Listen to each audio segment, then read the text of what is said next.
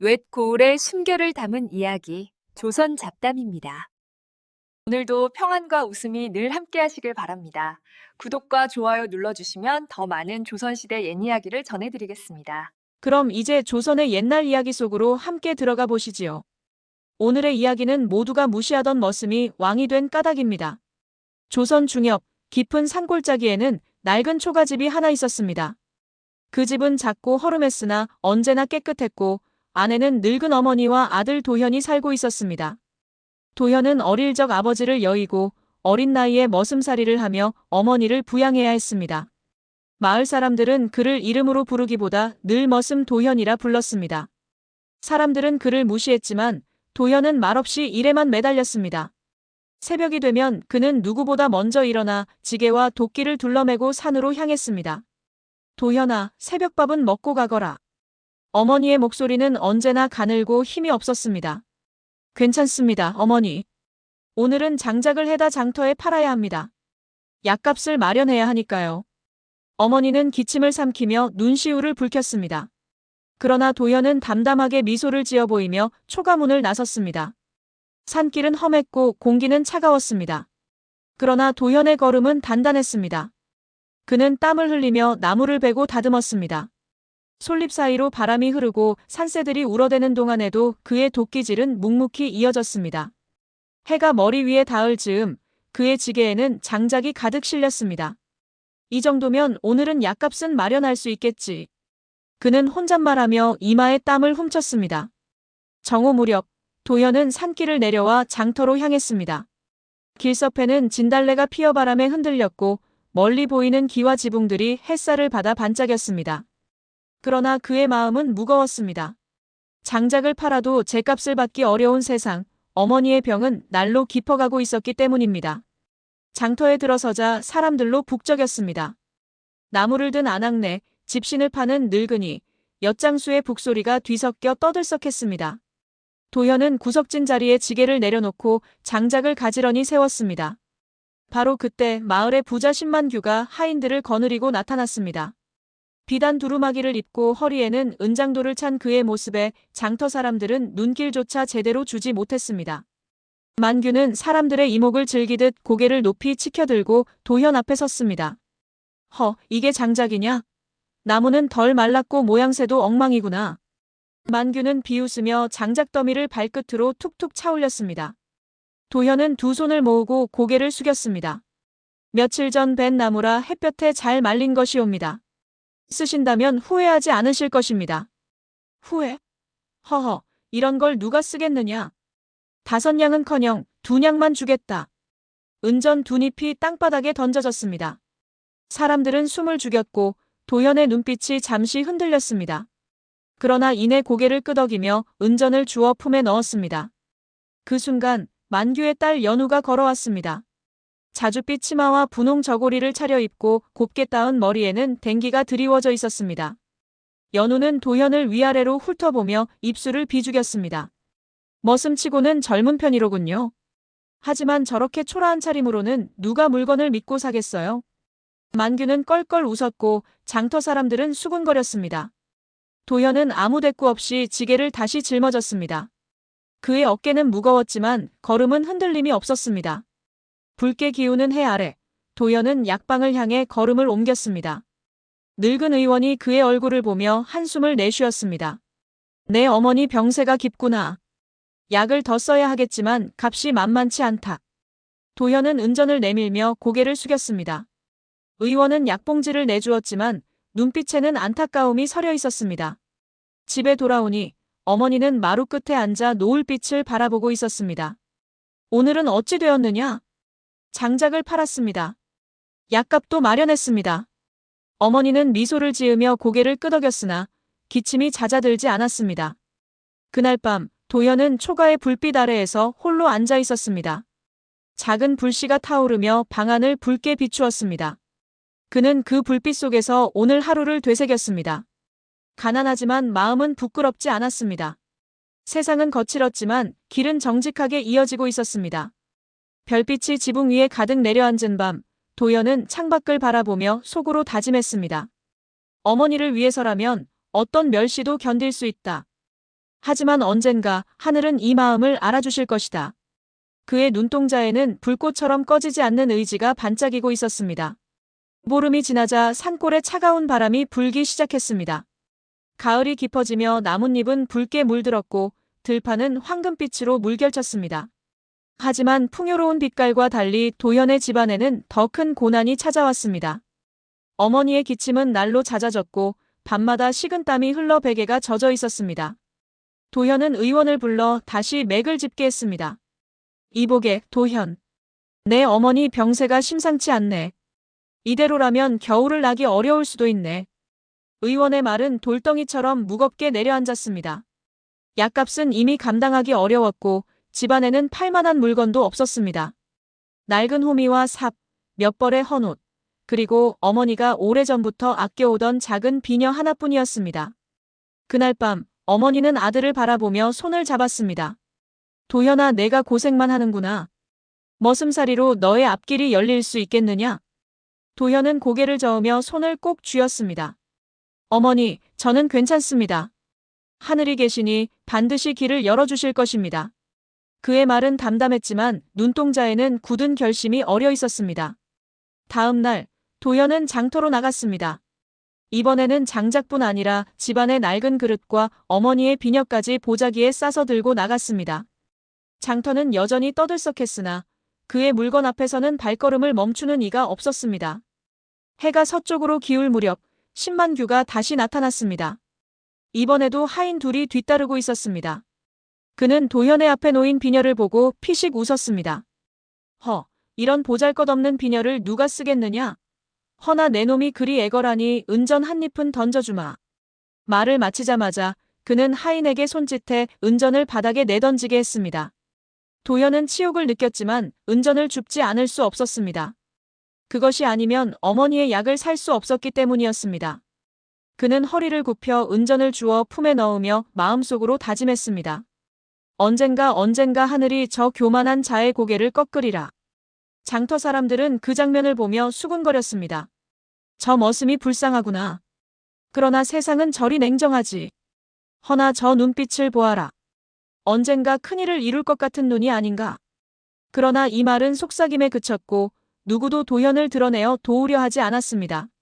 며칠 뒤 마을에는 큰 소식이 퍼졌습니다. 임금께서 각 고을의 백성들 속에서 충직하고 지혜로운 자를 뽑아 궁궐로 불러올리신다는 것이었습니다. 나라 곳곳에 도적이 들끓고 백성의 삶이 피폐해지자 임금은 백성들 속 숨은 인재를 찾으려 한 것이었습니다. 신만규는 그 소식을 듣자 스스로를 천거하기 위해 준비에 나섰습니다. 그는 비단옷을 새로 지어 입고 은전을 풀어 백성들에게 잔치를 베풀며 체면을 세웠습니다. 사람들은 그 앞에서 아부하며 고개를 조아렸습니다. 그러나 도현에게는 그런 기회조차 없었습니다. 그는 여전히 머슴으로 불리며 가난에 허덕이고 있었습니다. 하지만 어머니는 기침을 하면서도 아들의 손을 붙잡고 말했습니다. 도현아, 세상은 너를 머슴으로만 보겠지만 어미는 안다. 내 마음은 그 누구보다 곧고 바르다는 것을. 하늘도 반드시 알아주실 것이다. 도현은 그 말을 가슴에 새겼습니다. 그날 밤 그는 산에 올라 별빛을 올려다보았습니다. 차가운 바람이 솔잎을 흔드는 사이 그는 홀로 속삭였습니다. 저 하늘이시여, 제 어머니를 살려주신다면 제 삶은 무엇이든 내어드리겠습니다. 설사 제 목숨을 바쳐도 좋다오니 어머니만은 살펴주소서. 그의 기도는 별빛 속에 흩어졌습니다. 그러나 그 순간 멀리서 들려오는 짐승의 울음이 산을 울렸습니다. 그것은 호랑이의 포효였습니다. 도현은 잠시 두려움에 떨었으나 이내 마음을 다잡고 산길을 내려왔습니다. 며칠 뒤 도현은 다시 장터에 나갔습니다. 이번에도 신만규와 마주쳤습니다. 만규는 일부러 사람들 앞에서 큰 소리로 외쳤습니다. 머슴 도현, 너 같은 자가 감히 사람 구실을 하겠느냐? 내 놈의 운명은 평생 머슴살이가 끝이리라. 사람들은 웃음을 터뜨렸고 도현은 굳게 입을 다문 채 고개를 숙였습니다. 그때 연우가 아버지 옆에서 도현을 바라보았습니다. 그녀의 눈에는 교만 속에 묘한 연민이 비쳤습니다. 아버지, 너무 심하게 구박하지 마십시오. 저 머슴도 사람 아니옵니까? 만규는 불쾌한 듯 얼굴을 찡그렸습니다. 연우야, 내가 저런 자를 가엾게 여기다니. 기억하거라. 신씨 집안의 피는 천한 피와 섞이지 않는 법이다. 연우는 더 말하지 못하고 고개를 돌렸습니다. 그러나 그녀의 눈빛은 도현을 향해 잠시 머물렀습니다. 비록 말하지 않았지만 그녀는 마음속으로 느꼈습니다. 저 머슴의 눈빛은 보통이 아니구나. 도현은 그 시선을 느꼈으나 감히 고개를 들지 않았습니다. 그는 오직 어머니와의 삶을 위해 견디고 또 견뎌야 했습니다. 이렇듯 도현의 삶은 하루하루가 고난의 연속이었으나 그 고난 속에서 그의 심지는 더욱 단단해지고 있었습니다. 언젠가 다가올 큰 변화를 예감하듯 그의 발걸음은 결코 흔들리지 않았습니다. 가을이 깊어지고 산천은 붉고 누런 빛으로 가득 물들었습니다. 그러나 도현의 삶은 여전히 힘겨웠습니다. 어머니의 병세는 나날이 깊어지고 장터에서는 부자 10만규의 멸시가 계속 이어졌습니다. 사람들은 도현을 머슴이라 부르며 손가락질했지만 그는 한 번도 고개를 들지 않았습니다. 오직 어머니를 지켜야 한다는 마음 하나만으로 묵묵히 하루하루를 살아갔습니다. 그러던 어느 날 마을 어귀에 붉은 기가 나부끼며 고울의 나팔 소리가 울려 퍼졌습니다. 고울 원님이 나와 백성들에게 임금의 교지를 읽어내렸습니다. 임금께 옵서라. 백성들 속에 숨어있는 충직하고 지혜로운 자를 뽑아 올리라 명하시었느니라. 신분과 가문을 따지지 아니하고 마음이 곧고 뜻이 바른 자라면 누구든 기회를 얻게 될 것이니 각 고을에서는 백성들 속에 숨은 인재를 천거하여 조정으로 드리라 하셨다. 순간 장터는 술렁였습니다. 사람들은 서로를 바라보며 수군거렸습니다. 임금께서 머슴이나 나무꾼까지 불러들이신다니 세상이 뒤집히려나 보네. 그렇지. 허나 누가 감히 나설 수 있겠는가. 결국은 양반 자제들이 뽑히고 말겠지. 신만규는 그 소식을 듣자마자 크게 기뻐했습니다. 그는 고을에서 가장 많은 재물을 쥐고 있었으니 원님에게 뇌물을 바치고 자신을 천거하게 할 심산이었습니다. 그는 즉시 하인들을 시켜 성대한 잔치를 열고 백성들에게 술과 고기를 나누어 주며 체면을 세웠습니다. 사람들은 그 앞에서 신 어른이야말로 충직한 분이오라며 입에 발린 칭송을 아끼지 않았습니다. 그러나 그 눈빛 속에는 두려움이 숨어 있었습니다. 혹여 저 머슴 도현 같은 자가 뽑히는 일은 없겠지. 허나 임금께서 하신 말씀대로라면 신분을 따지지 않는다 하니 내 기필코 손을 써야 하리라. 한편 도현은 장터 구석에서 그 광경을 조용히 바라보고 있었습니다. 사람들이 10만규를 치켜 세우는 모습은 익숙한 장면이었으나 이번에는 왠지 모를 불편함이 그의 가슴을 두드렸습니다. 그날 밤 도현은 산길을 따라 오르며 별빛을 올려다보았습니다. 별빛은 유난히 맑고 은은했습니다. 그는 무릎을 꿇고 두 손을 모았습니다. 하늘이시여, 저는 보잘것없는 머슴일 뿐이옵니다. 허나 제 마음만은 거짓이 없사오니 어머니를 살리고 백성을 구하는 길에 제가 쓰인다면 제 목숨 또한 아끼지 않겠나이다. 바람이 솔잎을 스쳐 지나가며 그의 기도를 들려주는 듯 했습니다. 그 순간 숲속에서 낮고 깊은 울음소리가 들려왔습니다. 그것은 분명 호랑이의 소리였습니다. 도현은 놀라 뒤를 돌아보았습니다. 어둠 속에서 두 눈이 붉게 빛나며 거대한 호랑이가 모습을 드러냈습니다. 그러나 이상하게도 호랑이는 곧바로 덤벼들지 않았습니다. 마치 사람의 뜻을 알아듣는 듯 천천히 다가와 도현 앞에 앉았습니다. 도현은 떨리는 가슴을 가라앉히며 무릎을 꿇고 고개를 숙였습니다. 큰 산의 주인이시여, 제가 두려워하지 않겠습니다. 다만 제 소원을 들어주시옵소서. 어머니의 병을 고치고 백성을 위하는 길에 쓰일 수 있다면 저는 기꺼이 제 몸을 바치겠습니다. 그러자 호랑이는 잠시 도현을 똑바로 바라보더니 천천히 등을 돌려 산 깊숙이 사라졌습니다. 그 발걸음이 남긴 흔적은 은빛으로 빛나고 있었고 그 길 끝에는 오래된 바위굴이 나타났습니다. 도현은 알 수 없는 힘에 이끌려 바위굴로 들어갔습니다. 그 안에는 오래된 나무 상자가 놓여 있었습니다. 그는 떨리는 손으로 상자를 열었습니다. 그 안에는 빛바랜 책 한 권과 낡은 옥패 하나가 들어 있었습니다. 책에는 하늘이 선택한 자, 덕으로 다스리라라는 글귀가 적혀 있었고 옥패에는 용 문양이 새겨져 있었습니다. 순간 도현의 가슴이 뜨겁게 달아오르며 알 수 없는 힘이 몸속으로 흘러들었습니다. 이것이 하늘이 제게 내리신 뜻이란 말인가? 도현은 두 손으로 옥패를 꼭 쥐었습니다. 그 순간 바위굴 안은 은은한 빛으로 가득 차올랐습니다. 며칠 뒤 고울 원님이 백성들 앞에서 숨은 인재를 뽑기 위해 자리를 열었습니다.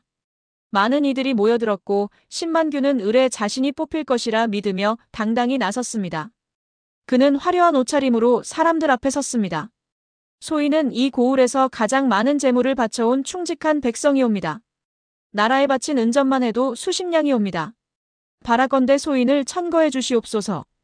원님은 고개를 끄덕였으나 곁에 있던 관리가 조심스레 속삭였습니다. 원님, 임금께서는 신분이 아니라 마음을 보라고 하셨습니다. 부자라 하여 뽑았다가 오히려 꾸중을 들을 수 있사옵니다. 그때 백성들 사이에서 누군가가 소리쳤습니다.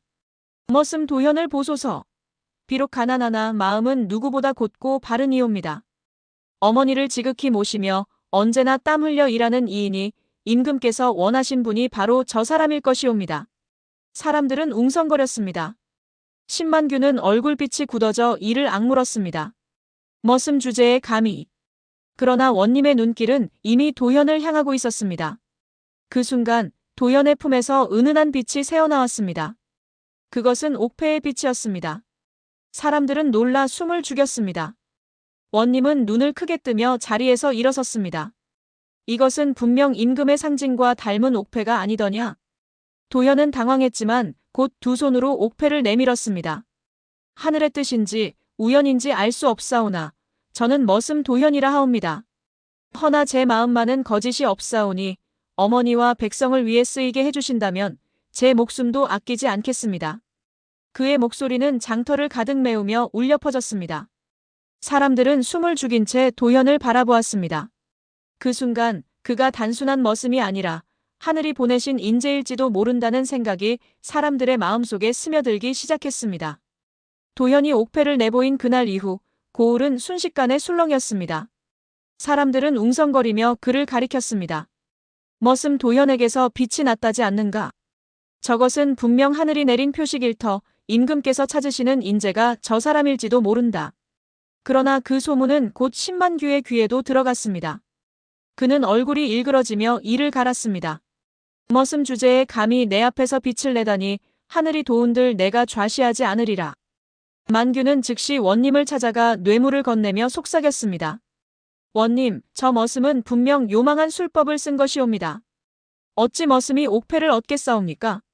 그건 분명 도적질했거나 괴이한 술법을 부린 것이라 사료됩니다. 그대로 임금께 아뢰면 원님께서도 곤란해질 것이옵니다. 원님은 갈등했으나 결국 만규의 은전을 거절하지 못했습니다. 그리하여 도현은 졸지에 역적으로 몰려 포졸들에게 붙잡히고 말았습니다. 포승줄에 묶인 채 장터로 끌려 나온 도현을 본 백성들은 웅성거렸습니다. 아니, 어제까지만 해도 하늘이 내린 인재라더니 오늘은 역적이라 하네. 세상은 권세와 재물 앞에서 이리도 쉽게 뒤바뀌는 것이구나. 도현은 억울했지만 고개를 떨구고 있었습니다. 그는 눈빛만은 굳세게 빛내며 속으로 다짐했습니다. 하늘이 주신 옥패라면 언젠가 진실이 드러나리라. 내가 비록 머슴이라도 굽히지 않고 끝까지 바르게 서리라. 그날 밤 도현은 관아의 차디찬 감옥에 갇혔습니다. 철창 사이로 스며드는 달빛이 그의 어깨를 비추고 있었습니다. 그는 두 손을 모으며 속삭였습니다. 어머니 부디 견뎌주십시오. 제가 돌아가 반드시 곁을 지키겠습니다. 그러나 그 순간 감옥문이 삐걱 열리더니 낯익은 얼굴이 나타났습니다. 바로 신만규의 딸 연우였습니다. 그녀는 등잔부를 가리고 조심스레 다가왔습니다. 머슴 도현, 아니 도현 어른. 저는 더는 아버지의 악행을 두고 볼 수 없었습니다. 도현은 놀라 눈을 들었습니다. 연우의 얼굴은 창백했지만 눈빛은 결연했습니다. 왜 이리 위험한 짓을? 당신은 결백합니다. 제가 봤습니다. 옥패의 빛은 거짓이 아니었습니다. 하늘이 당신을 택한 것이 분명합니다. 제가 도와드리겠습니다. 그녀는 감옥 열쇠를 꺼내 포승줄을 풀어주었습니다. 도현은 잠시 망설였으나 곧 고개를 끄덕였습니다. 연우 아씨, 이 은혜는 잊지 않겠습니다. 허나 아씨께서 다치실까 두렵습니다. 저는 괜찮습니다. 어차피 제 아버지는 탐욕에 눈이 멀어 저를 인형처럼 다루려 합니다. 차라리 진실을 돕는 편이 제 마음이 편합니다. 그날 밤 도현은 연우의 도움으로 감옥을 빠져나와 산속으로 몸을 숨겼습니다. 그곳에서 그는 다시 바위굴을 찾아가 옥패와 책을 꺼내 들었습니다. 책에는 숨은 글귀가 드러나 있었습니다. 사람의 덕은 고난 속에서 빛나고 진실은 핍박 속에서 드러난다. 머슴이라도 고든 자는 임금이 될 수 있으리라. 그 문장을 읽는 순간 도현의 가슴은 불길처럼 타올랐습니다. 그는 더 이상 도망자가 아니었습니다. 하늘이 그에게 맡긴 길을 따를 뿐이었습니다. 며칠 뒤 임금의 사자가 고을에 도착했습니다. 임금께서 뽑은 인재를 데려가라 하신 것입니다. 원님과 10만규는 잔뜩 긴장했습니다. 전하, 이 고을에는 충직한 부자 10만규가 있사옵니다. 그를 천거하옵니다. 만규가 먼저 나섰습니다. 그러나 임금의 사자는 눈썹을 치켜올리며 말했습니다. 전하께서 원하신 것은 재물이 아니라 마음이 고든 자요. 그런데 이곳 백성들 사이에서 머슴 하나가 옥패의 빛을 보였다는 소문을 들었소. 그가 어디에 있소? 순간 원님의 얼굴빛이 굳었습니다. 10만규는 손에 땀이 흘렀습니다. 그러나 그때 산에서 내려온 도현이 사람들 앞에 나타났습니다. 그는 단정히 허리를 굽혀 인사했습니다. 머슴 도현이옵니다. 감히 전하의 부름을 받아 나왔습니다. 사람들은 놀라움에 웅성거렸습니다. 사자는 곧 도현을 눈여겨보더니 고개를 끄덕였습니다. 그 눈빛이 거짓이 아니로구나. 너를 데리고 가겠다. 전하께서 직접 살펴보실 것이다. 10만규는 기겁하며 소리쳤습니다. 안 됩니다. 저자는 역적이옵니다. 감히 임금 앞에 나아갈 자가 아니옵니다. 그러나 사자는 날카로운 눈빛으로 그를 꾸짖었습니다. 역적이라면 어찌 백성들이 저토록 신뢰하겠는가. 내 놈이야말로 욕심으로 눈이 먼 자가 아니냐. 사람들의 시선이 만규를 향했습니다. 그들의 눈빛에는 더 이상 두려움이 아닌 멸시와 분노가 어려 있었습니다. 만규는 그 순간 처음으로 고개를 떨구었습니다. 도현은 마침내 사자와 함께 한양으로 향했습니다. 그는 길 떠나기 전 병든 어머니 곁에 무릎 꿇었습니다. 어머니, 제가 다시 돌아와 반드시 보답하겠습니다. 부디 기운을 버티시옵소서. 어머니는 흐릿한 눈빛 속에서도 미소를 지었습니다. 내 아들, 도현아. 하늘이 내 마음을 아시니 너는 반드시 큰 인물이 되리라. 어미는 더 바랄 것이 없구나. 눈물이 번지는 순간 도현은 이를 악물고 길을 나섰습니다. 그의 눈빛은 더 이상 머슴의 눈빛이 아니었습니다. 시련을 견뎌낸 자, 그리고 반전을 이끌어낼 자의 눈빛이었습니다. 도현은 임금의 사자를 따라 한양으로 향했습니다. 길은 멀고 험했으나 그의 걸음은 흔들림이 없었습니다. 머슴살이로 단련된 굳센 다리와 어머니를 살리겠다는 간절한 마음이 그의 발걸음을 이끌었습니다. 며칠 뒤 도현은 마침내 궁궐에 들어섰습니다. 높은 담장과 금빛기와 위엄을 갖춘 대궐의 모습에 순간 눈이 부셨지만 그는 눈길을 낮추고 두 손을 모으며 꿋꿋하게 섰습니다. 전하의 어좌 앞 도현은 무릎을 꿇었습니다. 아래옵니다. 소자는 산골에서 머슴살이를 하던 도현이라 하옵니다. 감히 전하의 은혜로 이 자리에 서게 되었사옵니다. 임금은 도현을 잠시 뚫어지게 바라보았습니다. 그의 눈빛에는 두려움이 없었고 굳은 의지가 서려 있었습니다. 내가 머슴이라 하였느냐? 예, 전하. 신부는 비쳐나오나 마음만은 곧게 지켜왔사옵니다. 그렇다면 내 묻겠다. 머슴으로 살며 가장 힘들었던 것이 무엇이더냐? 도현은 잠시 눈을 감았다가 답했습니다. 무시와 멸시, 굶주림과 추위는 견딜만 했사옵니다. 허나 어머니께 약 한 첩 못 드리는 날이면 제 가슴이 갈기갈기 찢겨나가는 듯 하였사옵니다. 그것이 가장 큰 고통이었나이다. 임금은 잠시 말을 잇지 못하고 고개를 끄덕였습니다. 내 말이 참으로 가슴에 닿는구나. 하늘이 어찌 너를 여기로 불러올렸는지 알 것 같도다. 임금은 즉시 도현에게 작은 시련을 내렸습니다.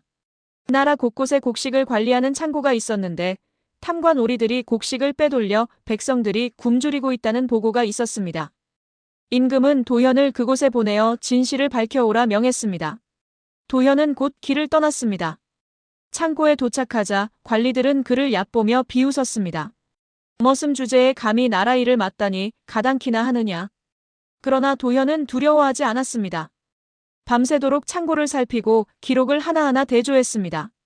그 결과 관리들이 곡식을 빼돌려 장터에 팔아넘긴 증거가 드러났습니다. 도현은 그 증거를 모아 곧바로 궁궐로 돌아와 임금께 아뢰었습니다. 전하, 백성을 굶주리게 한 것은 관리들의 탐욕이었나이다. 감히 그 죄를 숨길 수 없어 증거를 바치옵니다. 임금은 크게 노하여 곧바로 관리들을 벌주고 굶주린 백성들에게 곡식을 나누어 주게 했습니다. 백성들은 눈물을 흘리며 도현의 이름을 외쳤습니다. 머슴 도현 만세! 우리를 살린 이는 머슴이었구나. 그 소식은 삽시간에 나라 전역에 퍼져나갔습니다. 사람들은 신분이 아니라 마음이 귀하다는 사실을 깨닫기 시작했습니다. 그러나 신만규는 여전히 분노에 차 있었습니다. 그는 한양으로 올라와 도현을 음해하려 하였습니다. 머슴이 감히 임금 곁에 있으니 나라의 채통이 서지 않사옵니다. 라며 목청을 높였습니다. 임금은 조용히 그를 내려다보며 말씀하셨습니다. 만규야, 내 말이 틀렸다.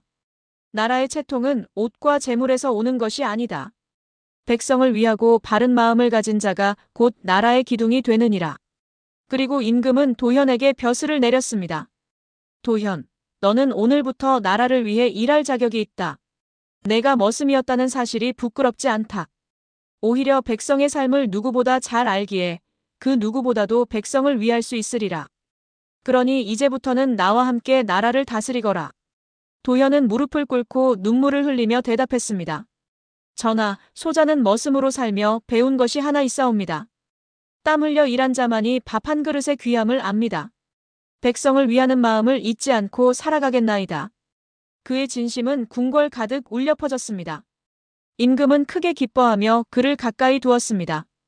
그로부터 세월이 흘러 도현은 마침내 나라의 대소사를 맡는 중신이 되었습니다.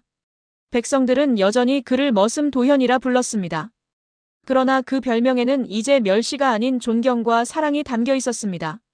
머슴에서 나라의 기둥으로 비천한 신분에서 존귀한 자리에 이른 그의 삶은 조선 전역에 전설처럼 퍼져나갔습니다. 그리고 사람들은 마침내 깨달았습니다. 사람의 귀천은 신분에서 갈리는 것이 아니요 마음과 뜻에서 갈리는 것이다. 하늘은 바른 길을 걷는 이를 끝내버리지 않는다. 오늘의 조선 잡담은 여기까지입니다. 무시받던 머슴 도현이 하늘의 뜻을 받아 마침내 임금 곁에 선 이야기를 들려드렸습니다. 겉모습이 아닌 마음을 보아야 한다는 교훈, 그리고 정직한 삶이 결국에는 빛을 낸다는 사실을 기억하시길 바랍니다. 구독과 좋아요는 더 많은 예시이야기를 전하는 큰 힘이 됩니다. 다음 시간에도 조선의 순결이 담긴 이야기를 들려드리겠습니다.